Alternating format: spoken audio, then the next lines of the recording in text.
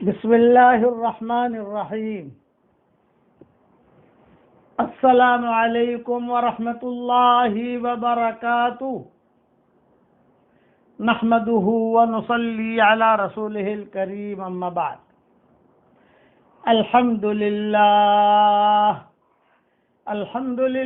نحمده ونستعینه ونستغفره ونؤمن به ونتوکل علیہ ونعوذ باللہ من شرور انفسنا ومن سیئات اعمالنا ونعوذ باللہ من شرور انفسنا ومن سیئات اعمالنا من يهده الله فلا مضل له ومن يضلله فلا هادي له ونشهد أن لا إله إلا الله وحده لا شريك له ونشهد أن سيدنا ومولانا محمدا عبده ورسوله صلى الله عليه وعلى آله وأصحابه وبارك وسلم تسليما كثيرا كثيرا. أما بعد فأعوذ بالله من الشيطان الرجيم. بسم الله الرحمن الرحيم. إنا فتحنا لك فتحا مبينا ليغفر لك الله ما تقدم من ذنبك وما تأخر ويتم نعمته عليك ويهديك صراطا مستقيما وينصرك الله نصرا عزيزا. صدق اللہ العظیم.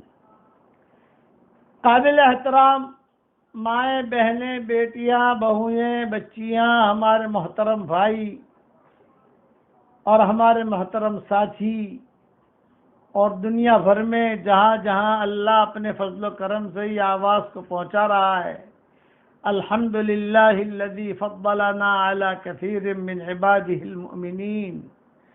یہ داؤد علیہ السلام اور سلیمان علیہ السلام کی دعا ہے.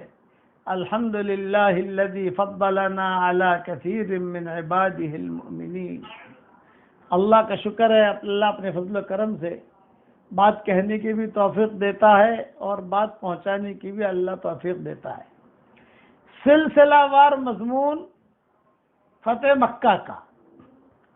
اب حضور اکرم صلی اللہ علیہ وسلم نے مکہ مکرمہ پر چاروں طرف سے اپنے ساتھیوں کو بھیج کر مکہ مکرمہ پر ایک قسم کا قبضہ ہو گیا، کعبے پر بھی قبضہ ہو گیا، نماز بھی شروع ہو گئی.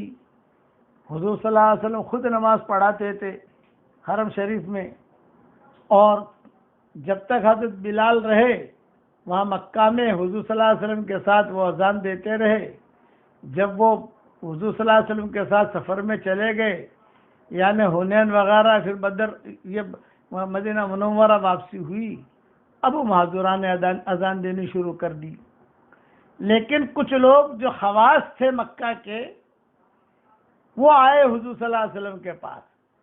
وہ ابھی تک مسلمان نہیں ہوئے تھے. مثلا ابو قحافہ، یہ ابو بکر رضی اللہ تعالیٰ عنہ کے والد تھے، وہ اب تک مسلمان نہیں ہوئے ہیں. ابو بکر رضی اللہ تعالیٰ عنہ کا ایک مقام تھا مکہ مکرمہ میں، سب پہچانتے تھے ان کو. ابو قحافہ کو بھی سب پہچانتے تھے. تو مدینہ منورہ میں حضرت عائشہ وغیرہ تھی. فتح مکہ میں تو صرف ام سلمہ اور حضرت میمونہ ساتھ تھی. تو وہاں انہیں یہ فکر تھی کہ دادے کا کیا ہوا یہ، اور مکہ کا کیا ہوا. اس زمانے میں واٹس ایپ تو تھے نہیں کہ فوراً میسج ادھر سے ادھر پہنچ جائے. البتہ کتابوں میں یہ لکھا ہے کہ مکہ مکرمہ جب فتح ہو گیا تو حضور صلی اللہ علیہ وسلم اور بعض صحابہ نے، جیسے مسافر سفر کے لیے جاتے ہیں تو اڑتی اڑتی خبریں مدینہ منورہ پہنچنی شروع ہو گئی. کبھی بغیر لڑائی بڑھائی کہ کچھ ہوا نہیں، اور بہت عافیت کے ساتھ مکہ مکرمہ میں داخل بھی ہو گئے، اور عافیت کے ساتھ مکہ مکرمہ فتح بھی ہو گیا. لیکن جس کا جو رشتہ دار تھا، جس سے تعلق تھا، اس کے بارے میں فکر تھا کہ وہ مسلمان ہوا کہ نہیں ہوا.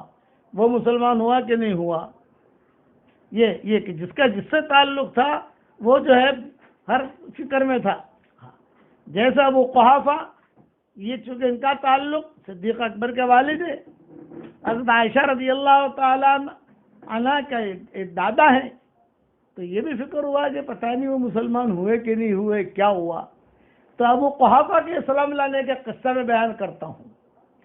ابو بکر رضی اللہ تعالیٰ عنہ جب مکہ مکرمہ میں فاتحانہ آئے تو صدیق اکبر رضی اللہ تعالیٰ عنہ کو فکر تھا کہ یار یہ قریش سے مسلمان ہو جائے تو اچھا ہے، خواہ مخواہ جو ہے اسلام کی مخالفت کرنے سے جہنم میں کیوں جلنا. اور اپنے باپ کا بھی فکر تھا ابو بکر کو کہ میں مسلمان ہوں، حضور صلی اللہ علیہ وسلم کا ساتھ دے رہا ہوں، صدیق اکبر اللہ تعالیٰ نے میرے ذریعے سے اتنے بڑے کام لیے، حضور صلی اللہ علیہ وسلم کے ساتھ ہر وقت رہتا ہوں، لیکن میرا باپ ابھی تک مسلمان نہیں ہوا ہے. اس لیے وہ اپنے اسی فکر میں تھے کہ میں کسی تک کوئی تدبیر کروں. چنانچہ یہ جو ابو بکر رضی اللہ تعالیٰ عنہ جب مکہ مکرمہ سب سنبھل گیا، کوئی لڑائی بڑائی ختم ہو گئی، اب جو ہے قابو میں آ گیا، جو بھاگنے والے تھے وہ بھاگ گئے، جیسے صفوان ابن امیہ بھاگ گئے، اکرمہ ابن ابی جہل بھاگ گئے، سہیل ابن بھاگے تو نہیں ہے لیکن ابھی مسلمان نہیں ہوئے ہیں، بعض کتابوں میں لکھا ہے. اسی طریقے سے یہ آنے سب مکہ کے جگر گوشے قابو میں آنے لگے. اکا دکا خبریں مکہ کے کونے سے آتی تھی کہ فلاں کونے میں یہ ہو گیا، فلاں جگہ یہ ہو گیا، فلاں جگہ یہ ہو گیا. تو اب جب سب قابو میں آ گیا تو صدیق اکبر ڈرتے ڈرتے جو ہے یہ سیدھے گئے اپنے ابا کے پاس. اپنے ابا سے ڈرتے تھے کیونکہ ابا کے ساتھ ایک قصہ ہوا تھا ان کا، اور قصہ یہ ہوا تھا کہ حضور صلی اللہ علیہ وسلم کے ساتھ صدیق اکبر جب ہجرت کر کے مکہ مکرمہ سے مدینہ منورہ تشریف لے گئے تو ان کے والد کو پتہ چلا، 1 2 دن 3 دن کے بعد پتہ چلا کہ ابو بکر بھاگ گیا ہے. یہ نابینا تھے ابو بکر رضی اللہ تعالیٰ کے والد ابو قحافہ. حضرت عائشہ، یہ حضرت اسما، یہ بچیاں یہ تو چھوٹی تھی اس وقت میں، تو یہ جو ہے حضرت عائشہ اور حضرت اسما نے کہنے لگا تیرا باپ جو ہے نا وہ محمد کے ساتھ بھاگ گیا ہے، اب جب بھی مکہ میں آئے گا میں اس کو داخل ہونے نہیں دوں گا، میں اس کو اب رکھوں گا نہیں یہاں، اور پتہ نہیں تم لوگوں کے لیے کچھ مال بھی چھوڑا ہے کہ نہیں چھوڑا. حضرت عائشہ خود یہ قصہ بیان کرتی تھی کہ یہ کہتے تھے دادا ہمارے کہ تیرا باپ جو ہے نا ایسا خطرناک آدمی ہے کہ بھاگ گیا، بچیوں کو چھوڑ کر بھاگ گیا. بھائی ایسا بھی کیا دھرم، بچیوں کو چھوڑ دو، بچیوں کو تو ساتھ دینا چاہیے، بچیوں کو رکھنا چاہیے، تجھے بھی چھوڑ دیا عائشہ، اسما تجھے بھی چھوڑ دیا، یہ ہے وہ ساری باتیں. تو حضرت عائشہ کہتی ہے کہ میں نے اور اسما نے مشورہ کیا کہ ابھی دادا کو راضی کیسے کریں. اس لیے ابو بکر تو ابا تو چلے گئے حضور صلی اللہ علیہ وسلم کے ساتھ ہجرت کر کے، لیکن اب دادا کو اور ان کو خوش کیسے کریں. تو ایک کے بعد ابو قحافہ کی زبان پر تھی، تم سب کو فقیر بنا کے چلا گیا، تم سب کو فقیر بنا کے چلا گیا. یہ تو حضرت عائشہ کہتی تھی کہ میں نے اور اسما نے مشورہ کیا بھی کیا کریں، دادا کو کیسے خوش کریں. تو ہم دونوں نے مشورہ کر کے یہ کہا کہ تھیلی لاؤ اور اس تھیلی کے اندر پتھر جو ہے نا چھوٹے چھوٹے پتھر کنکر یہ بھرو، اور بھر کے دادا تو نابینا ہے، دادا جب غصہ ہوں گے تو دادا کو کہیں گے دادا آپ ناراض مت ہو، میرا باپ بہت پیسہ چھوڑ کے گیا ہے، یہ دیکھو پیسے. نابینا تو تھی. یہ عائشہ سناتی تھی کہ میں نے اور اسما نے مشورہ کر کے وہ تھیلی میں جو ہے پتھر وغیرہ بھر دیے، جب بھی دادا ناراض ہوتے تو نابینا تھے تو ہم دونوں بہنیں جا کر کہتے کہ نہیں میرے باپ نے تو بہت مال چھوڑا ہے، یہ دیکھو. تو وہ جو ہے دادا وہ یوں دیکھتا ہاں لگتا تو ہے، لیکن اب مجھے تو دکھائی نہیں دیتا کہ پتھر ہے، کنکر ہے، ہیرے جواہرات ہے کہ درہم کے دینار ہے، مجھے تو سمجھ میں آتا نہیں ہے. لیکن اب ایسا خوش کرتی نہیں. جب ہجرت کر کے تو عائشہ بھی پہنچی تو عائشہ نے ابو بکر سے کہا کہ تمہاری تو واٹ لگا دیں گے باپ، دادا اتنا ناراض ہے تم سے. تو کیا ہوا؟ یہ کہا وہ ہر وقت یہ ابو بکر کیسا ہے، محمد کے ساتھ چلا گیا، بچیوں کو چھوڑ کے چلا گیا، یہ کیسا ہے، یہ کیسا، بہت ناراض ہے. ہم نے ایسا کر کے خوش تو کر دیا ہے، اب جب بھی جانا ہوگا یعنی کب مکہ فتح ہوگا، کب کیا ہوگا، وہ تو بہت بات کی چیز ہے، ابھی تو بہت دن باقی ہے، یہ تو ہجرت کے وقت کا قصہ ہے، ابھی تو بہت سال باقی ہے. چنانچہ ابو بکر جی ڈرتے تھے کہ مکہ مکرمہ فتح تو ہوگا لیکن باپ کو کیسے لاؤں حضور کے پاس.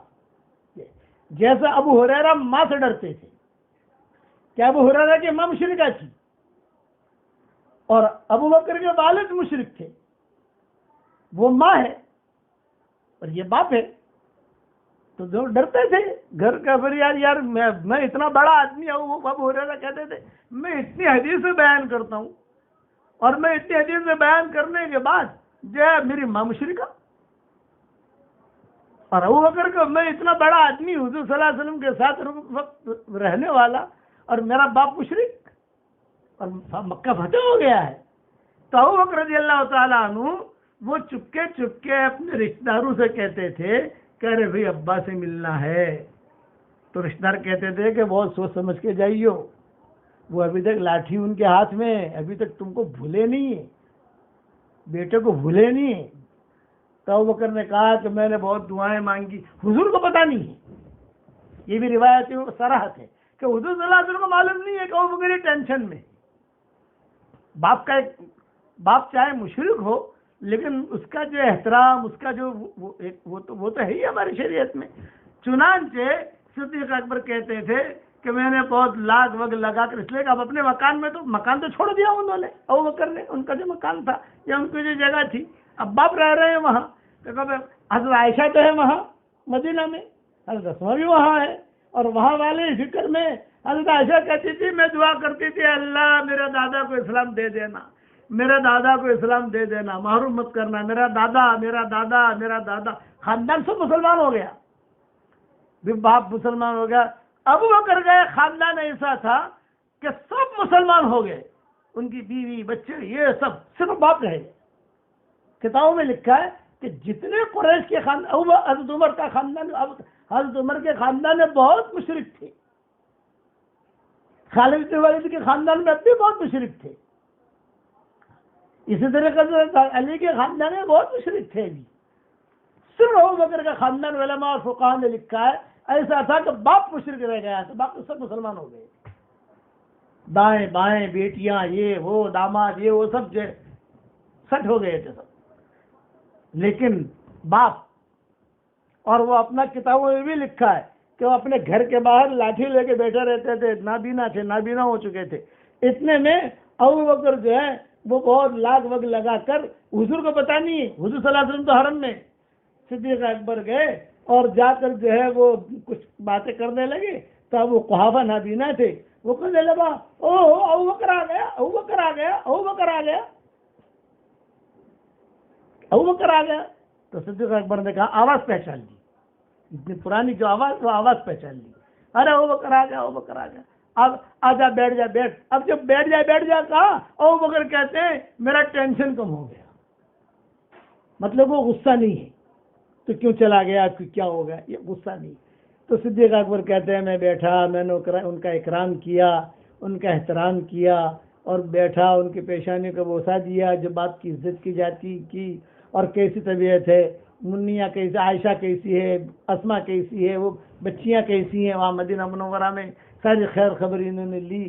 پھر صدیق اکبر کہتے ہیں میں نے آہستہ سے اسلام پیش کیا کہ ابا اب تو مکہ فتح ہو گیا ہے.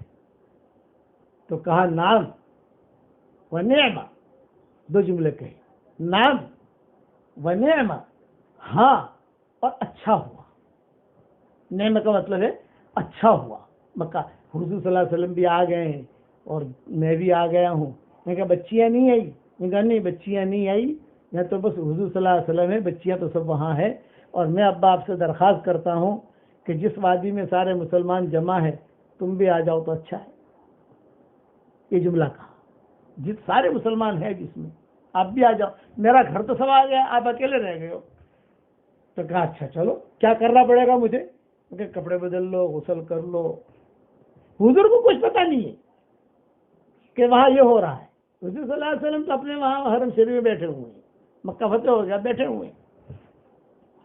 اتنے میں ابو بکر رضی اللہ تعالیٰ عنہ کے والد ابو قحافہ یہ جو ہے کپڑے وپڑے بدل کر اپنے بڑھاپے میں جو ہوتا ہے لاٹھی واٹھی لے کر ابو بکر جو ہے وہ لے کر داخل ہوئے.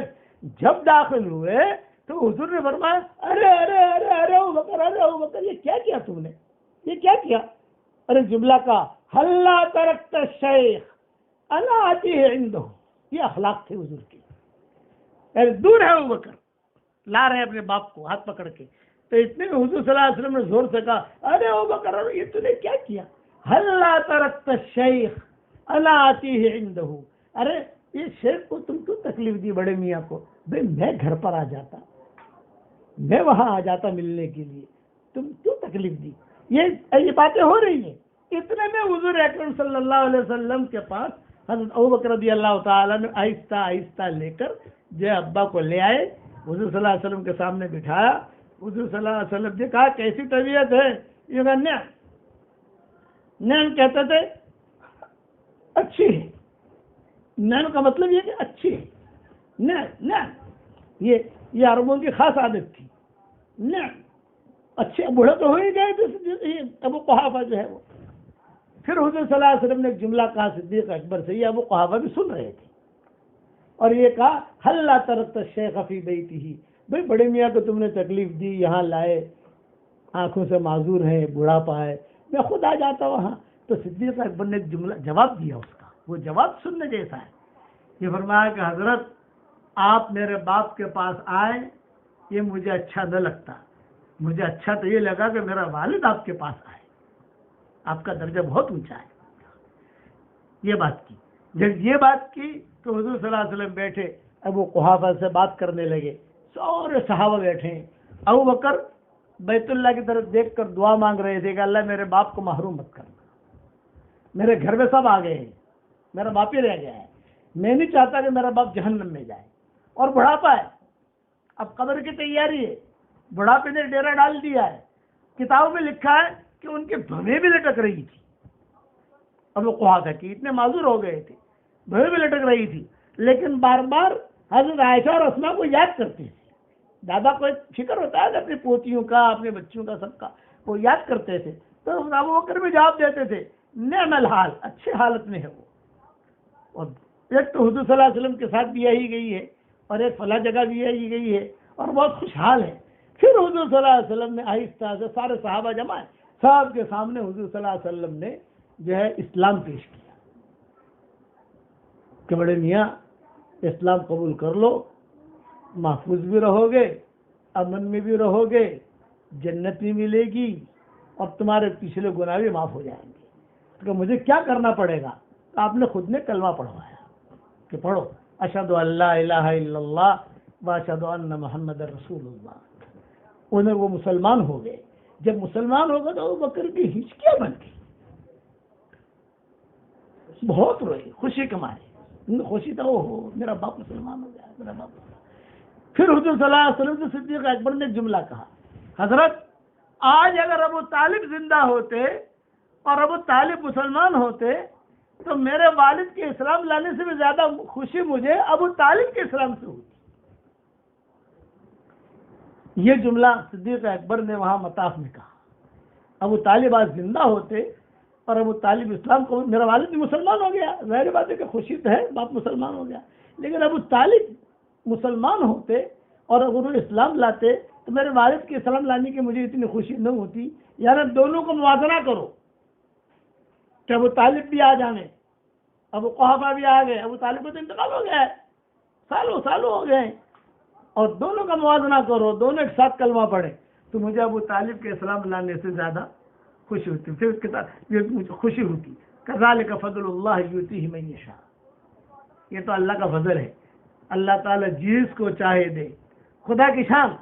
کیا ابو بکر ابو قحافہ کو لے کر آئے اور انہوں نے فوراً بات مان لی، اور ابو طالب کا جب انتقال کا وقت قریب آیا تو اب بچیوں نے خبر دی، حضرت فاطمہ نے وغیرہ، اور اسی طریقے سے حضرت علی وغیرہ نے خبر دی کہ ابو طالب کی طبیعت بہت خراب ہے، ابو طالب کی طبیعت بہت خراب ہے. ابو طالب جب پہلے ابو طالب کی طبیعت بہت خراب ہے، بہت خراب. حضور صلی اللہ علیہ وسلم خود تشریف لائے، اور خود تشریف لا کر حضور قریب میں بیٹھے، اور بیٹھ کر حضور صلی اللہ علیہ وسلم پیشانے پر ہاتھ رکھ رہے ہیں جیسے سکرات مجھ کو ہوتا ہے، اور حضور صلی اللہ علیہ وسلم کان میں کہہ رہے ہیں چچا میرے کان میں کلمہ پڑھ لو، میں گواہی دوں گا، مجھ سے بڑا گواہ کوئی نہیں رہے گا چچا. یا یہ حضور کہہ رہے ہیں، سامنے ابو جہل بیٹھا ہوا تھا، سامنے وہ سرداران قریش بیٹھے ہوئے تھے، تو انہوں نے کہا لا بل قل علی ملت عبد المطلب، بل قل علی ملت عبد المطلب۔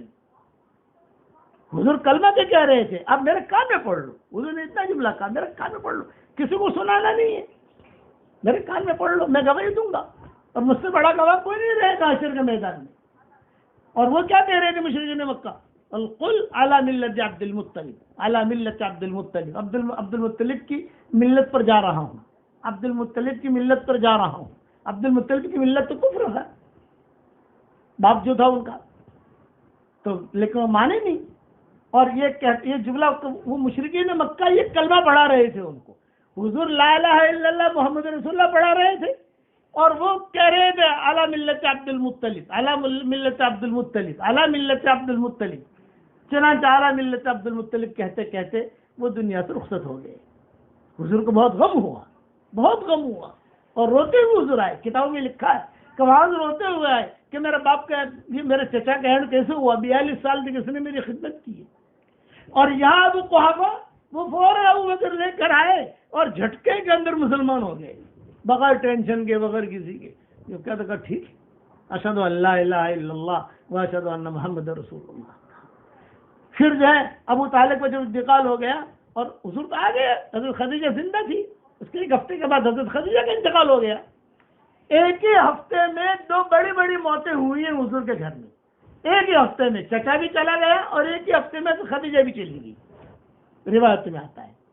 آئے حضور رو رہے تھے، خدیجہ نے کہا حضرت کیوں رو رہے ہیں؟ انہوں نے کہا میرا چچا تو چلا گیا دنیا سے، میری بہت خدمت کی اس نے، لیکن اعلیٰ ملت عبد المطلب، اعلیٰ ملت۔ بھاگے بھاگے تو عباس آئے پیچھے سے، اور کہا حضرت حضرت حضرت حضرت، یہ روایت میں آتا ہے، حضرت حضرت حضرت حضرت عباس نے کہا حضرت میں نے سن لیا، کلمہ پڑھتے ہوئے دنیا سے گئے ہیں، یہ حضرت عباس نے کہا۔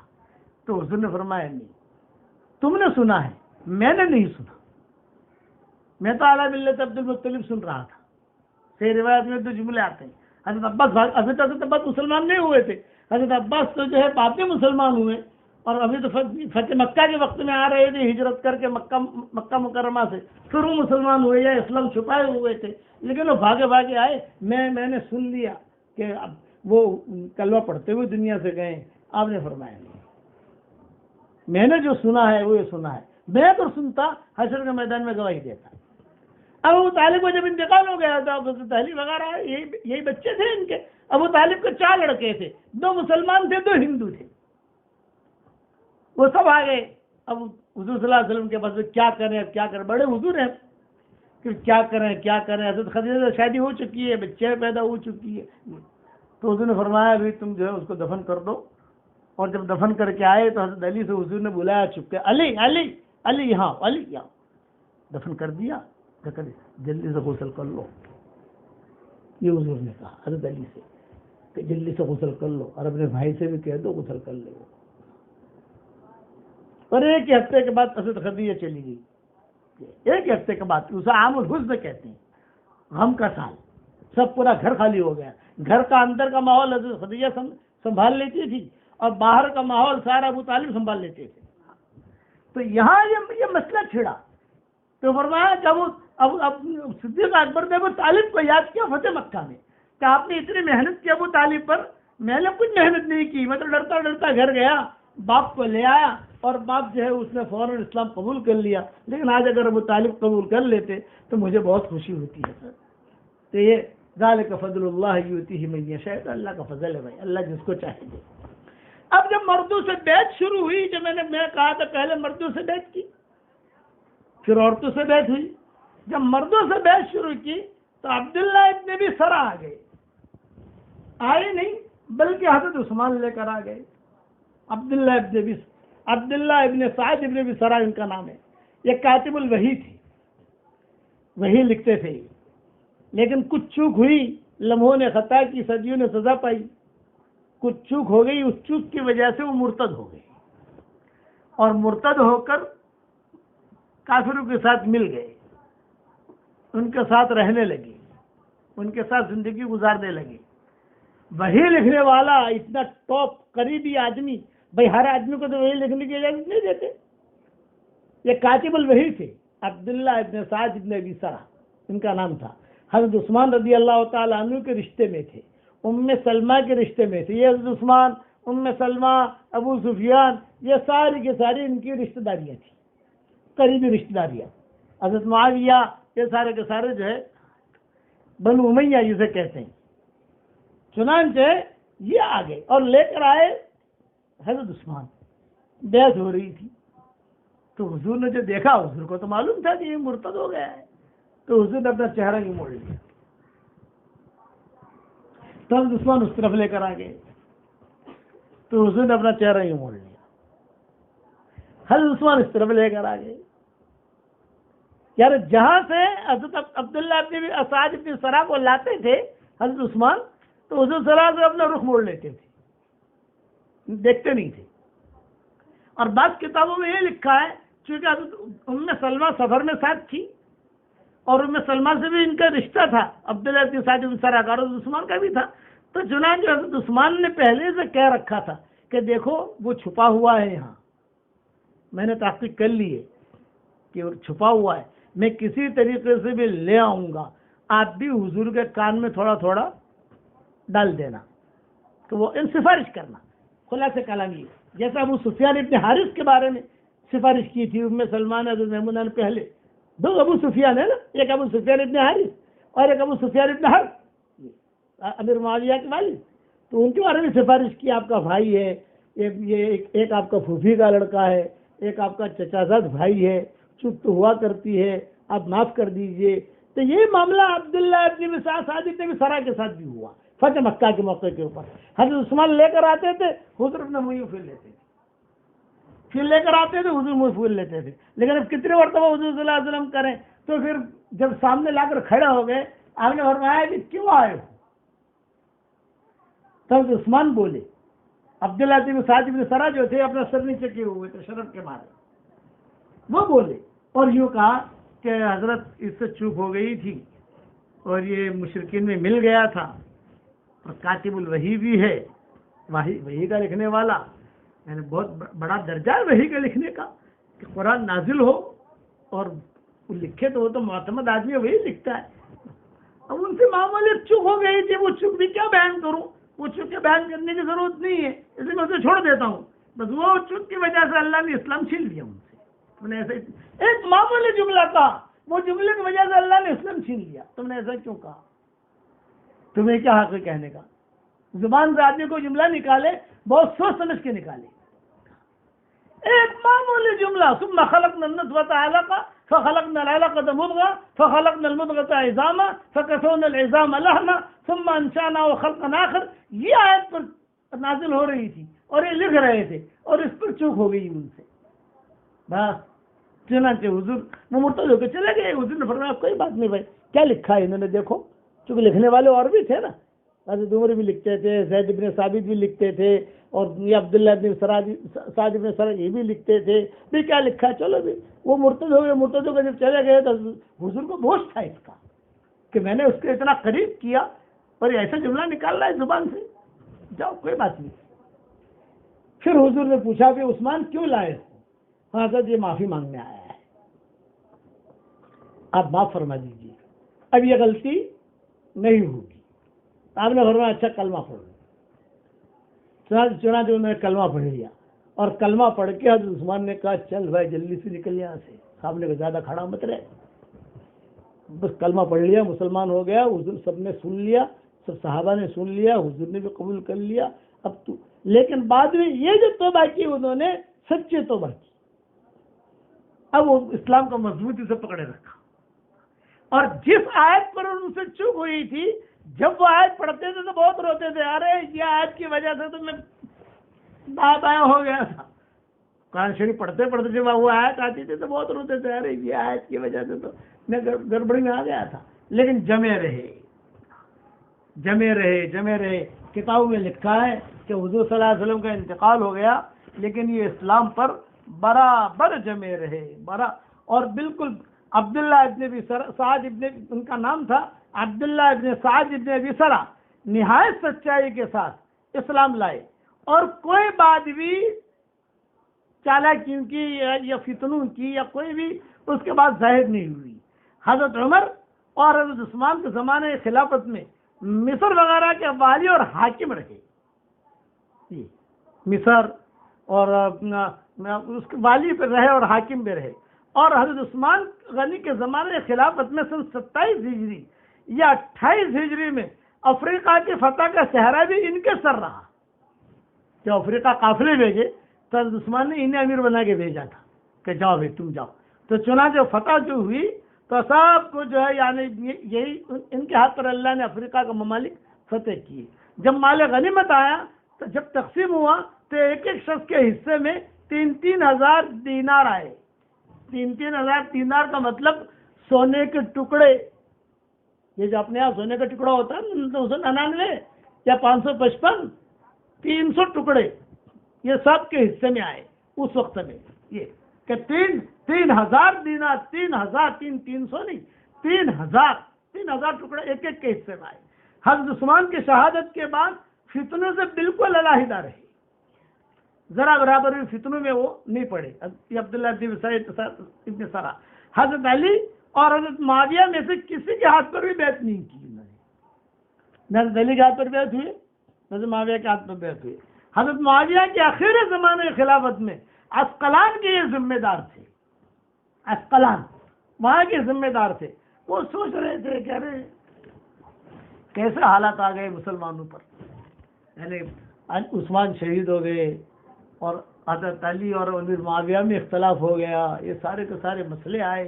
تو سوچتے تھے ایک مرتبہ ان کی وفات کا بھی عجیب قصہ علماء نے لکھا ہے کہ ایک مرتبہ چونکہ امیر تھے پورے عسقلان کے, نمازیں نہیں پڑھاتے تھے. اس زمانے میں امیر جو ہوتا تھا وہی نمازیں پڑھاتا تھا, ساری نمازیں پڑھاتا تھا. چنانچہ یہ معاویہ رضی اللہ تعالیٰ نے آخر زمانے عمارت میں عسقلان میں انہوں نے وفات پائی. وفات کا بھی عجیب قصہ ہے اور وہ یہ کہ ایک روز صبح کو اٹھے اور اٹھتے ہی دعا مانگنی شروع کی.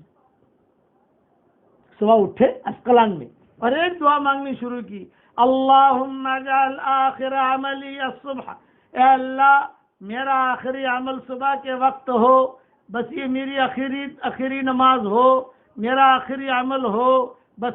اور یہ کہہ کر وضو کیا, وضو کی, نماز پڑھائی, دائیں جانب سلام پھیر کر بائیں جانب سلام پھیرنا چاہتے تھے اور ان کا انتقال ہو گیا. انا للہ و انا الیہ راجعون. یہ عبداللہ ابن سعد ابن سرا لمحوں نے خطا کی, صدیوں نے سزا پائی. معمولی سی چوک پر کبھی انشاءاللہ موڈ ہوگا تو کیا غلطی تھی وہ بعد میں بتاؤں گا, لیکن میرا دل نہیں چاہتا کہ میں غلطی بتاؤں. مجھے معلوم ہے کیا چوک ہوئی تھی ان سے, میں تو کتابیں پڑھی ہے لیکن مناسب نہیں سمجھتا. معمولی جملے کی وجہ سے اللہ نے ہدایت کا نور کھینچ لیا. اور کہتے تھے کہ جہاں میری زبان سے جملہ نکلا اور میرا زبان سے جملہ نکلتی ہے اسلام میرے دل سے نکل گیا اور چڑیا کی طرح اڑ کے چلا گیا. بھٹکتے رہے, کبھی طائف چلے گئے, کبھی یہاں چلے گئے, کبھی یہاں چلے گئے. اب پتہ چلا کہ مکہ فتح ہو گیا ہے. پھر کسی طریقے سے حضرت عثمان سے کہا میری سفارش کر دو, ام سلمہ سے کہا میری سفارش کر دو. سفارش قبول ہو گئی, حضور صلی اللہ علیہ وسلم نے ان کا اسلام قبول کر لیا اور پھر اخیر تک یہ لگے رہے اور ان کا اینڈ بھی اچھا ہوا. اب بقیہ تفصیل انشاءاللہ کل پوری کروں گا کہ سارا کا قصہ بھی کل آئے گا انشاءاللہ, اناق کا قصہ کل آئے گا انشاءاللہ, یہ عورتوں کے قصے بھی کل انشاءاللہ پورا کریں گے.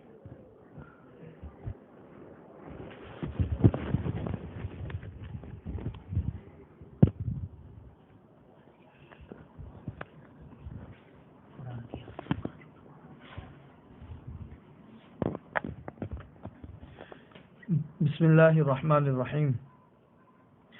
ہمارے سامنے قسم سے متعلق مسائل چل رہے تھے. تو کل میں نے آپ لوگوں کو بتایا تھا کہ قسم کی 3 قسمیں ہیں. ایک تو یمین لغو ہے, جو انسان کسی چیز کو سچ سمجھ کر قسم کھاتا ہے, اس کے اوپر تو کوئی کفارہ نہیں ہے. اور ایک یمین غموس ہے, جو انسان جھوٹی قسم کھاتا ہے ماضی کے کسی چیز کے بارے میں, تو اس کے اوپر کفارہ یہ ہے کہ اس کی توبہ اور استغفار اس کا ضروری ہے. کوئی کفارہ نہیں ہے اس کا توبہ اور استغفار کے علاوہ. تیسری ہے یمین منعقدہ, آئندہ زمانے میں کسی کام کے کرنے یا نہ کرنے کی قسم کھانا. تو جو قسم کھائی ہے اس کو پورا کرنا ضروری ہے. اگر پورا نہیں کیا تو پھر انسان قسم میں حانث ہو جاتا ہے اور اس کا کفارہ دینا ہوتا ہے، جس کی میں نے کل وضاحت کے ساتھ میں آپ لوگوں کے سامنے بات بتا دی تھی. بس اتنا فرق ہے کہ اگر آئندہ کسی کام کے کرنے یا نہ کرنے کے سلسلے میں جو قسم کھائی ہے وہ اگر گناہ کے سلسلے میں ہے تو اس کو پورا کرنا ضروری نہیں ہے، انسان اپنی قسم توڑے اور قسم کا کفارہ دے دیں. اب قسم کس کی کھائی جائے؟ ایک تو یہ ہے کہ اللہ کی قسم کھائی جائے. قسم کھانا ضرورت کے وقت میں انسان کو قسم کھانی پڑتی ہے، تو کس چیز کی قسم کھائے؟ تو انسان اللہ کی قسم کھائے یا اللہ کے کسی صفات کی قسم کھائے. اللہ کے علاوہ کسی اور کی قسم کھانا یہ جائز نہیں ہے، کیونکہ قسم کھانا یہ بھی اللہ کے حقوق میں سے ایک حق ہے، اور اللہ کا یہ حق ہے کہ اللہ کے علاوہ کسی اور کی قسم نہ کھائی جائے. حضور اکرم صلی اللہ علیہ وسلم نے بھی ایک حدیث کے اندر ارشاد فرمایا ہے کہ قسم مت کھاؤ، اگر قسم کھانی ہو تو پھر اللہ ہی کی قسم کھاؤ. اس لیے اللہ کے علاوہ کسی اور کی قسم کھانا جائز نہیں ہے. بس اللہ کے علاوہ اگر کسی انسان نے قرآن کی قسم کھائی ہے تو قرآن چونکہ اللہ کی صفت ہے اس لیے وہ قسم تو معتبر ہوگی، لیکن اللہ کے علاوہ اور قرآن کے علاوہ کسی اور چیز کی اگر کوئی انسان قسم کھائے گا تو وہ قسم منعقد ہی نہیں ہوگی. جیسے کسی انسان نے اپنے والدین کی قسم کھائی یا کعبہ کی قسم کھائی یا اپنی قسم کھائی، بہت سی چیزوں کے لوگ قسم کھاتے ہیں، تو وہ قسم منعقد ہی نہیں ہوگی، یعنی اس قسم کو پورا کرنا ضروری نہیں ہے. یہ مطلب ہے منعقد نہ ہونے کا. قسم کا کفارہ کیا ہے؟ قسم کا کفارہ یہ ہے کہ اگر کوئی انسان حانث ہو جائے تو 3 چیزوں میں سب سے پہلے اختیار ہے: غلام آزاد کرنا، یا 10 مسکینوں کو صبح شام کھانا کھلانا، یا 10 مسکینوں کو کپڑا پہنانا. اب چونکہ غلام تو اس زمانے کے اندر ہے نہیں، اس لیے اب 2 چیزیں رہ گئی: صبح شام 10 مسکینوں کو کھانا کھلانا اور 10 مسکینوں کو کپڑا پہنانا. ان دونوں باتوں میں اختیار ہے، 2 باتوں میں سے کوئی بھی کام انسان کر سکتا ہے. لیکن اگر کوئی انسان غریب ہے جس کے پاس اتنا بھی نہیں ہے تو پھر اس کے لیے حکم ہے کہ وہ 3 دن کے لگاتار روزے رکھے. یہ غریب کے لیے.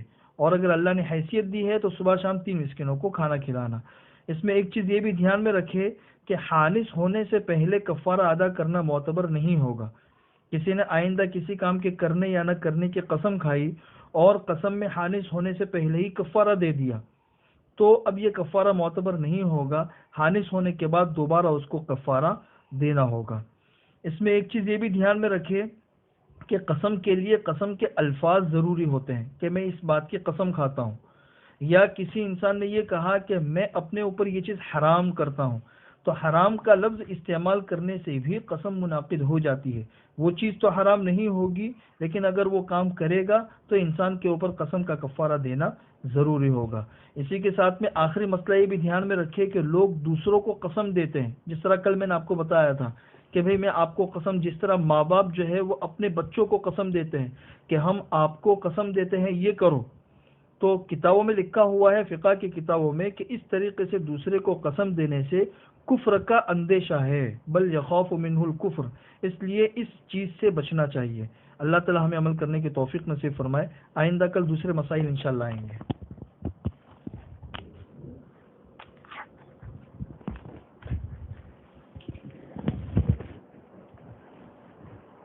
ایک وظیفہ بتاتا ہوں، زندگی پر اس کا معمول بنا لو تو اللہ کی ذات سے امید ہے کہ انشاءاللہ روزی میں بہت برکت ہوگی. آج کل روزی کے اعتبار سے لوگ بہت پریشان ہیں، اس لیے مختصری سے سمجھا دیتا ہوں.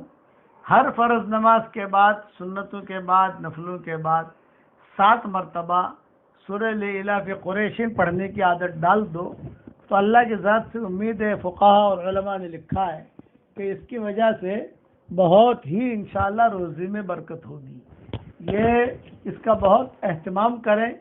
اگرچہ یہ حدیثوں میں تو نہیں ہے لیکن تجارب صالحین میں ہے، اس لیے یہ میری طرف سے آپ حضرات کو ہدیہ ہے.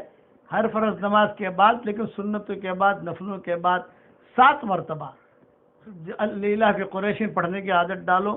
الحمدللہ جس کو بھی میں نے بتایا الحمدللہ اس کو بہت فائدہ ہوا، اور مجھے خود فون کر کے لوگوں نے کہا کہ پہلے ہم بہت پریشان تھے، اب الحمدللہ اللہ تعالیٰ نے روزی کے دروازے کھول دیے.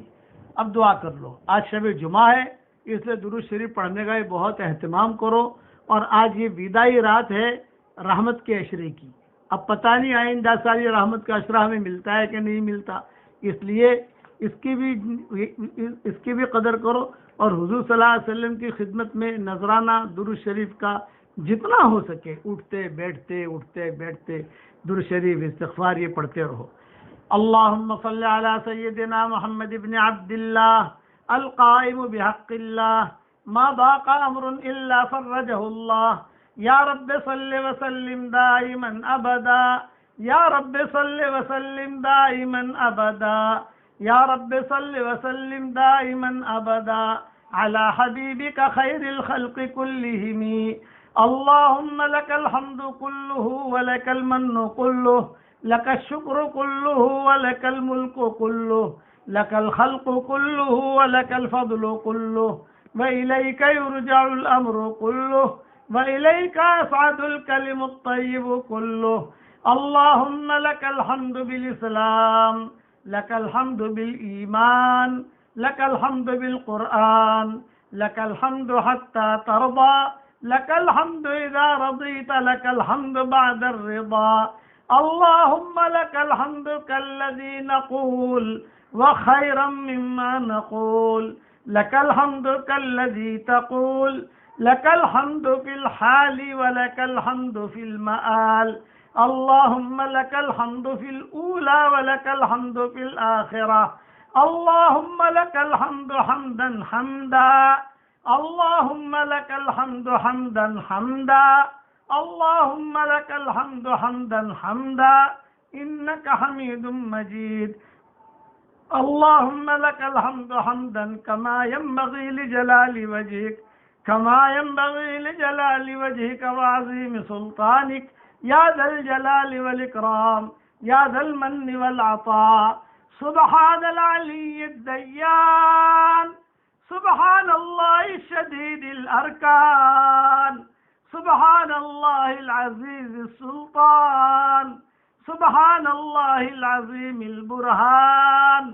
سبحان من لا يشغله شان عن شان، سبحان الحنان، سبحان المنان، سبحان قاهر الإنس والجان، سبحان مفيد البر والإحسان، سبحان الله في كل زمان ومكان، سبحان الله بكل لغة ولسان، سبحان الله قبل الأكوان، سبحان الله بعد الأكوان، سبحان الله عدد الأكوان، سبحان الله ملء الأكوان، سبحان الله زنة الأكوان وأضعاف أضعاف الأكوان، سبحان الله ما شاء الله كان، سبحان رب اللوح والقلم، سبحان ديان الحياة والعدم، سبحان المخصوص بالبقاء والقدم،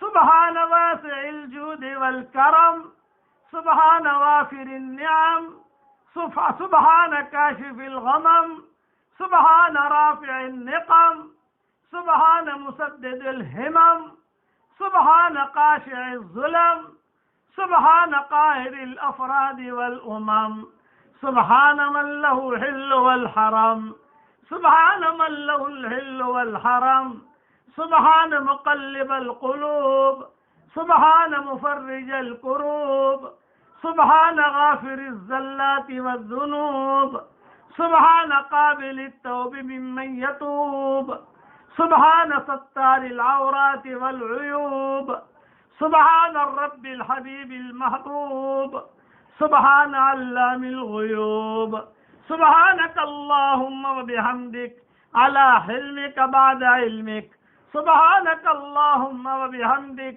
على عفوك بعد قدرتك، سبحان الحي الأزلي الأبدي السرمدي الذي لا يموت، سبحان من بيده الرحموت والرهبوت، سبحان من رداؤه الكبرياء وإزاره العظموت، سبحان مالك الملك والملكوت، سبحان ذي العزة والجبروت، سبحان من له القدس الأسنى، سبحان من له الأسماء الحسنى، سبحان من يؤتي الملك من يشاء وينزع الملك ممن يشاء، سبحان من يعز من يشاء، سبحان من يذل من يشاء، سبحان رب الأرباب، سبحان مسبب الأسباب، سبحان معتق الرقاب، سبحان المعطي الوهاب، سبحان العفو الغفور،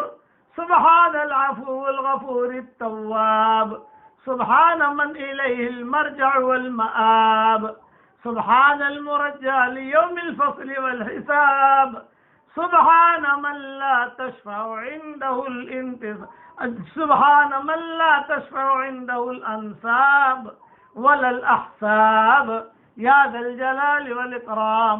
سبحان الله وبحمده عدد خلقه ورضا نفسه وزنة عرشه ومداد كلماته. ربنا آتنا في الدنيا حسنة وفي الآخرة حسنة وقنا عذاب النار. اے اللہ ہمارے گناہوں کو معاف فرما، اے اللہ ہماری خطاؤں سے درگزر فرما، اے اللہ ہم نے جو تیری پاکی بیان کی ہے اس پاکی بیان کرنے کو تو قبول فرما. اے اللہ یہ رمضان المبارک کا مبارک مہینہ اب تیزی سے ہم سے رخصت ہو گیا ہے، رحمت کا عشرہ اب ہم سے رخصت ہو رہا ہے، ہمیں سلام کر کے جا رہا ہے. یہ آج وداعی رات ہے، آئندہ سال یہ رحمت کا عشرہ ہم میں سے کس کو ملتا ہے اور کس کو نہیں ملتا یہ تو آپ کے علم غیب میں ہے. اے اللہ جتنی گھڑیاں رہ گئی اے اللہ اس کی قدر کرنے کی تو ہمیں توفیق عطا فرما. ہم نے کتابوں میں پڑھا ہے رحمت کے عشرے میں تو رحمت کی چادر کو پھیلاتا ہے. سلف صالحین یہ کہا کرتے تھے کہ رحمت کے عشرے میں رحمت کی چادر کو تو پھیلاتا ہے، جسے چاہتا ہے اپنے چادر میں لپیٹ لیتا ہے، اور پھر وہ چادر جب رحمت کا عشرہ رخصت ہو جاتا ہے وہ چادر آسمانوں پر چلی جاتی ہے اور عرش کے نیچے خزانوں میں رکھ دی جاتی ہے کہ چلو رحمت جسے مل گئی وہ اسے مل گئی اور جو محروم رہا وہ محروم رہا. اے اللہ اب بھی وقت باقی ہے، اے اللہ تو ہمیں تیری رحمت کی چادر میں ڈھانپ لے، تیری رحمت کی چادر میں ڈھانپ لے، اے تیری رحمت کی چادر میں ڈھانپ لے.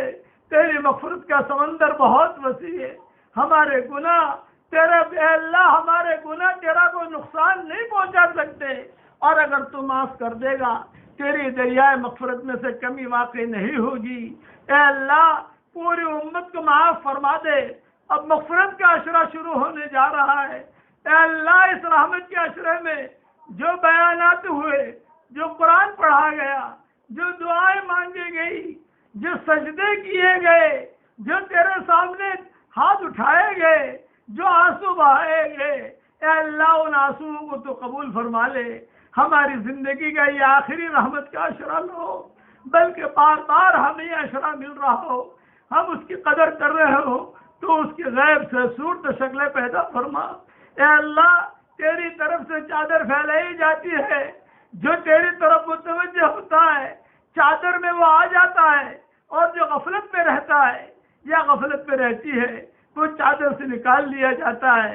اے اللہ اے بہت بڑی بڑائی والے، اے پہاڑوں کے وزنوں کو جاننے والے، اے سمندروں کے پیمانوں کو جاننے والے، اے ہواؤں کے رخوں کو مقرر کرنے والے، اے کبے کے بچے کو اس کے گھونسلے میں روزی دینے والے، اے وہ پاک ذات ہماری آنکھیں تجھے نہیں دیکھ سکتی، آپ کی آنکھ ہر وقت ہمیں دیکھتی ہے.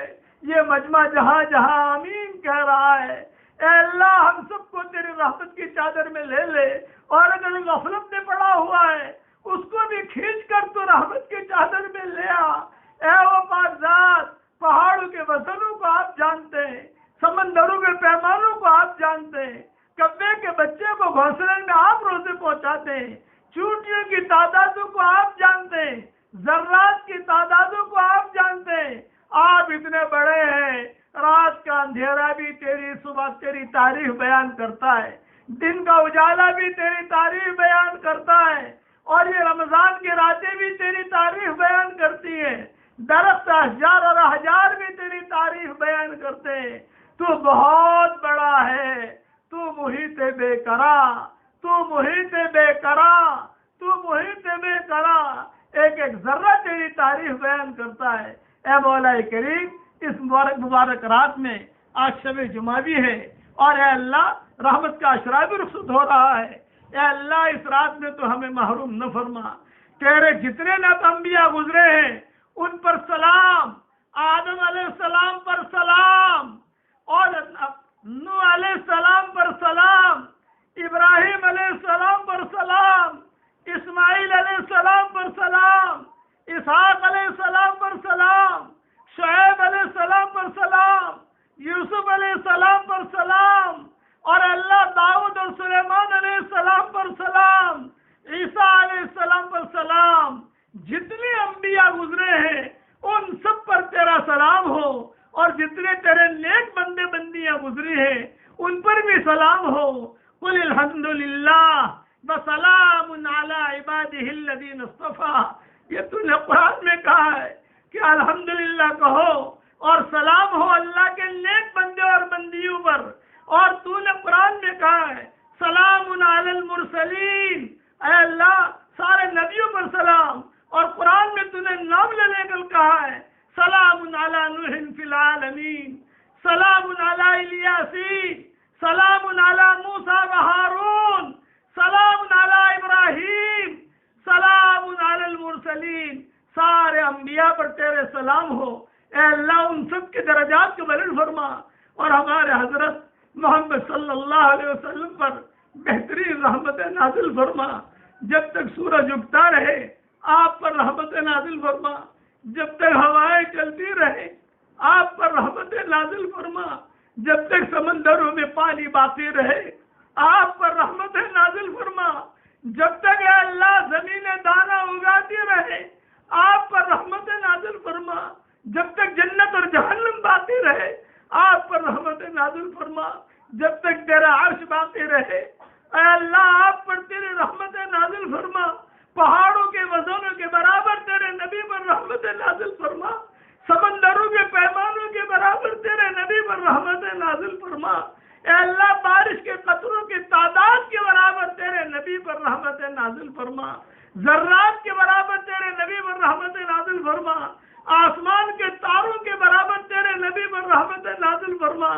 چاند اور سورج کے وزن کے برابر اے اللہ سب سے زیادہ وزنی یہ سورج ہے، اے اللہ اس کے وزن کے برابر، چاند کے وزن کے برابر اور آسمانوں کے وزنوں کے برابر تیرے نبی پر رحمت نازل فرما.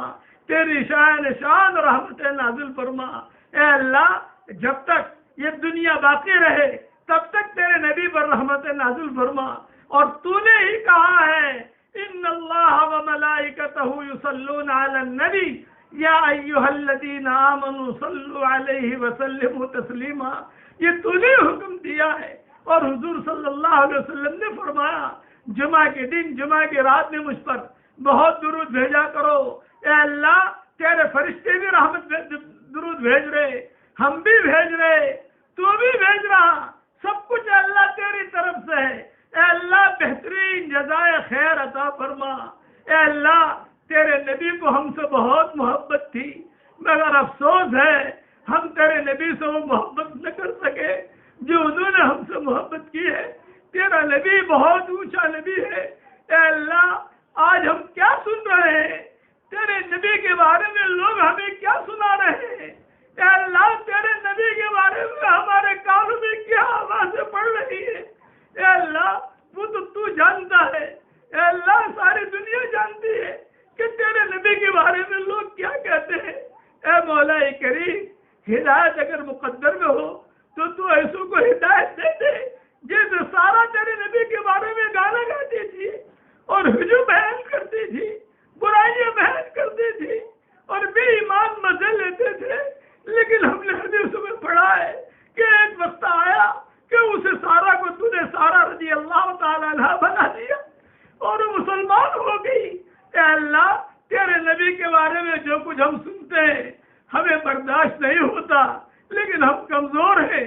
ہم تو تیرے سامنے شکایت کریں گے، ہم کسی کے سامنے کیا شکایت کر رہے.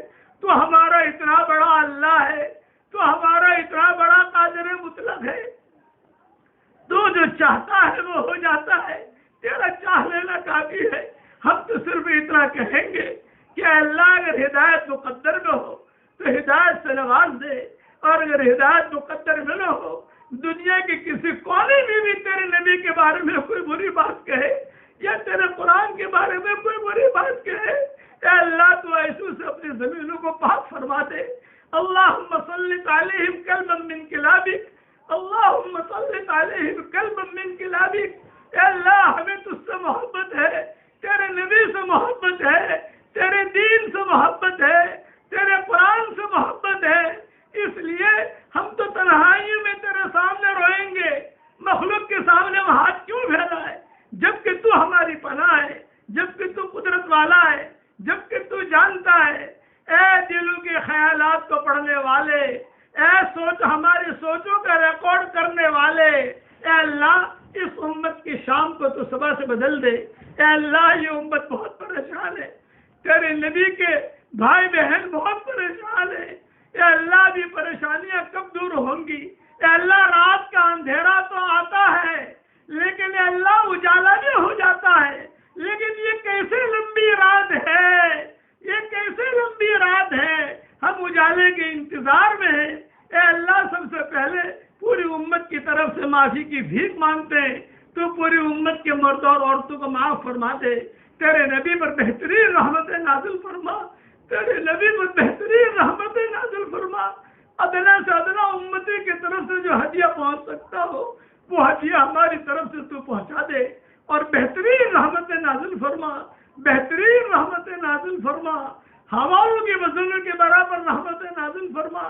ساتویں آسمان پر سب سے بڑا سمندر جو تو نے بنایا ہے اس کے وزن کے برابر تیرے نبی پر رحمتیں نازل فرما، احد پہاڑ کے وزن کے برابر تیرے نبی پر رحمتیں نازل فرما، عرفات کا میدان بھر کر تیرے نبی پر رحمتیں نازل فرما، ہمالیہ پہاڑ کے وزن کے برابر تیرے نبی پر رحمتیں نازل فرما۔ اتنی رحمتیں نازل فرما کہ تیرا نبی خوش ہو جائے اور تو بھی خوش ہو جائے۔ اے اللہ امت کو تو معاف فرما دے، اے اللہ امت کو معاف فرما دے۔ اس امت کے لیے تیرے نبی نے بہت دعائیں مانگی ہیں، کتابوں میں ہم نے پڑھا ہے۔ حضرت عائشہ رضی اللہ تعالیٰ عنہ فرماتی تھی، دعا کی کہ اللہ عائشہ کو معاف کر دے۔ حضرت عائشہ بہت خوش ہو گئی۔ ارے عائشہ کیوں خوش ہو رہی ہو؟ ارے حضرت آپ نے میری مغفرت کی دعا کی۔ آپ نے فرمایا عائشہ سن لے، ہر فرض نماز کے بعد میں میری امت کے لیے مغفرت کا دعا کرتا ہوں۔ اے اللہ وہ نبی تو دنیا سے چلا گیا لیکن اے اللہ خبریں تو پہنچتی ہے، خبریں تو پہنچتی ہے۔ اے اللہ ہمارے برادران وطن کی ہدایت کے فیصلے فرما، اے اللہ ہمارے برادران وطن کی ہدایت کے فیصلے فرما۔ انہیں معلوم نہیں ہے تو کیا ہے، انہیں معلوم نہیں ہے قرآن کیا ہے، انہیں معلوم نہیں ہے نبی کیا ہے، انہیں معلوم نہیں ہے جنت کیا ہے، انہیں معلوم نہیں ہے جہنم کیا ہے۔ اے اللہ وہ نہیں جانتے۔ اے اللہ ہم تو تجھ سے کہتے ہیں، اے دلوں کے پلٹنے والے، یا مقلب القلوب، یا مفرج القروب، یا مقلب القلوب، یا مصرف القلوب، یا مفرج القروب، ثبت قلوبنا على دینک، صرف قلوبنا الى طاعتک، فرج همومنا وکروبنا یا رب العالمین۔ اے اللہ، اے خوبصورت پردے والے، اے خوبصورت چادر والے، ہمارے عیبوں پر پردے ڈال دے، ہماری شام کو تو صبح سے بدل دے، اور اس اللہ اس رحمت کے عشرے کو رخصت ہونے کو تو قبول فرما۔ الوداع الوداع، اے رحمت کا عشرہ الوداع، تو جائے گا اللہ کے پاس۔ اے اللہ کل حشر کا میدان میں یہ روزہ ہماری سفارش کر رہا ہو، حشر کا میدان میں یہ نہ کہہ دیا جائے کہ سوائے بھوک اور پیاس کے تمہیں کچھ بھی نہیں ملا۔ اے اللہ وہ بدبخت انسان مت بنانا، وہ بدبخت انسان مت بنانا۔ کیا رمضان کا مہینہ گزر جائے اور ہماری مغفرت نہ ہو، ایسا بدبخت انسان مت بنانا۔ اے خوبصورت پردے والے، اے خوبصورت چادر والے، اے ہمارے عیبوں پر پردے ڈال دے اور ہمیں تیری رحمت کی چادر میں ڈھانپ لے، ہمیں تیری رحمت کی چادر میں ڈھانپ لے۔ جب چھوٹا بچہ روتا ہے تو ماں اپنی چادر میں اسے ڈھانپ لیتی ہے، یہ بچہ ماں سے لپٹ کر خاموش ہو جاتا ہے۔ اے اللہ ہم تیرے کمزور بندے بندیاں ہیں، ہمیں تیری رحمت کی چادر میں ڈھانپ لے۔